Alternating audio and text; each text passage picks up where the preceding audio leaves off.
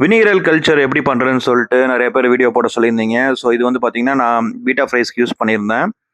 So அதனால் அது video போட சொல்லியிருந்தீங்க. இதுக்கு என்ன பண்ணணும்னா, இந்த மாதிரி ஒரு வாட்டர் பாட்டில் எடுத்துக்கோங்க. அது மேலே வந்து இந்த மாதிரி நீட்டமாக இருக்கணும். இது ஏன்னு சொல்லிட்டு இந்த வீடியோ முடியறதுக்குள்ளே நான் சொல்கிறேன். இது வந்து 1 லிட்டர் பாட்டில் எடுத்திங்கன்னா போதும். அதுக்கப்புறம் அதுக்கு தேவை வந்து பார்த்தீங்கன்னா, ஆப்பிள் சிடர் வினிகர். இது வந்து பார்த்தீங்கன்னா, ஒரு டிபார்ட்மெண்டல் ஸ்டோரில் கிடைக்கும். சின்ன மளிகை கடையில் இது கிடைக்கிறது கொஞ்சம் கஷ்டம் தான்.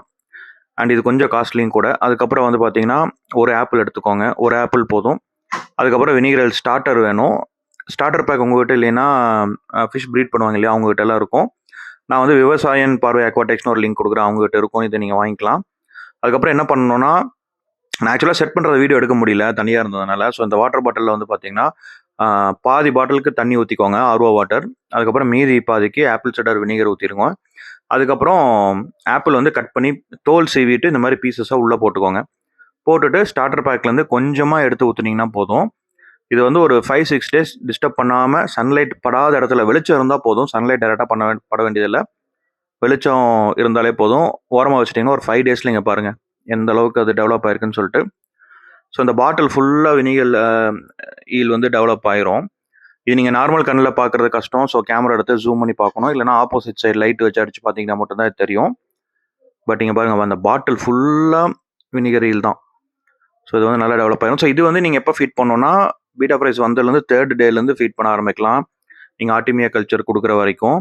ஸோ இது எப்படி என்ன பண்ணணும்னா, இந்த மாதிரி ஒரு ஸ்பாஞ்ச் எடுத்து கட் பண்ணிக்கோங்க சின்னதாக.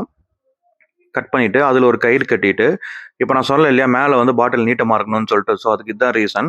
அந்த ஸ்பாஞ்சை உள்ளே வச்சுட்டு மேலே வந்து ஆர்ஓ வாட்டர் ஊற்றிட்டிங்கன்னா, உள்ளே ஆக்சிஜன் போகாதனால வினிகரில் என்ன பண்ணணும்னா, மேலே வந்து ஃப்ரெஷ் வாட்டரில் வந்துடும்.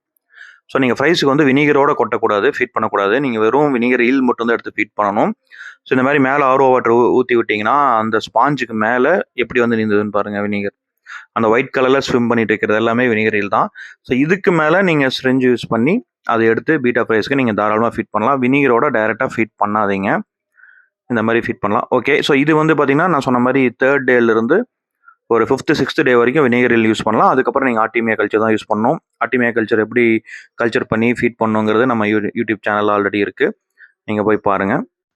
நீங்கள் ஃபீட் பண்ணி முடித்தோடனே மறுபடியும் பஞ்சை எடுத்து வெளியே வச்சிடலாம். அதுக்கப்புறம் எப்போ நீங்கள் ஃபீட் பண்ணுறீங்களோ ஒரு 20 to 30 மினிட்ஸ் பிஃபோர் நீங்கள் பஞ்சு எடுத்து வச்சு மறுபடியும் நீங்கள் வினிகர் கல்ச்சர் ஃப்ரெஷ்ஷாக எடுத்து ஃபீட் பண்ணலாம். கல்ச்சர் தீர தீர நீங்கள் என்ன பண்ணலான்னா, ஃப்ரெஷ் வாட்டர் ப்ளஸ் வினிகர் நீங்கள் அப்பப்போ ஆட் பண்ணிக்கலாம். ஸோ கல்ச்சர் வந்து எப்போவுமே அந்த பாட்டிலுடைய நெக் வரைக்கும் இருக்க மாதிரி பார்த்துக்கோங்க.